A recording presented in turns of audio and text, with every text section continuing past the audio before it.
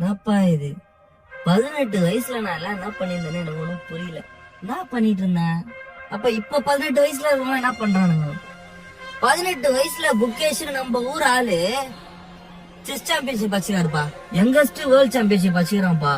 என்னப்பா இது? யோ மஜாப்பா இதெல்லாம் ட்ரெண்ட் பண்ணுங்கடா. டே இன்டர்வியூ எடுக்கிறீங்க, இதெல்லாம் கூப்பிட்டு எடுங்கடா. அந்த பையனை தூக்கி ட்ரெண்ட் பண்ணுங்கடா. பையன்டா மஜா காமிச்சுடா போடா. இதெல்லாம் எவ்வளவு பெரிய மேட்டர் தெரியுமா? ஐயோ சத்தியமா நம்ம இந்தியாவுக்கு பெருமைப்பா. இதெல்லாம் வேற மாதிரி வைரல் பண்ணுங்கடா.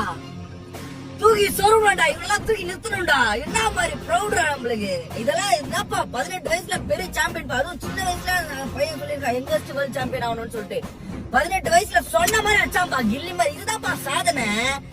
இதுதான் சாதனை. நம்ம 18 வயசுல நம்ம எத்தனை சோதனை எல்லாம் சந்திச்சுட்டு போனா இதெல்லாம் ஒரு பெரிய சாதனைப்பா இது. அத விட்டுட்டு அக்கா மக்கா அக்கா இக்கான்னு சொல்லுங்கிறானுங்க. யார் அது? பலூன் வைக்கிறவ, பேராசூட் வைக்கிறவா தூக்கி வந்து ட்ரெண்ட் பண்ணுறேன். இவ்வளவு ட்ரெண்ட் பண்ணுங்கப்பா. பொண்ணுனா மட்டும் ஈஸியா ட்ரெண்ட் பண்ணிடுவீங்களா? எல்லாருக்கும் அக்கா அக்கான்னு பேர் வச்சு சும்மா தூக்கி விடுறீங்க. இவன் அண்ணா தம்பின்னு சொல்லிட்டு தூக்கி விடுங்கடா. முகேஷ் நம்ம பசங்கடா, பசங்க மத்தியில இது ஒரு ப்ரௌடா இருக்கும்டா. அடுத்தடுத்து ஒருத்தர் சாதிச்சுட்டே இருப்பான்டா. இன்னும் இவன மாதிரி நிறைய பேர் இருக்கிறாங்கடா. பசங்களை வளர்த்துருங்கடா. பசங்களை தான் சப்போர்ட் பண்ணும்.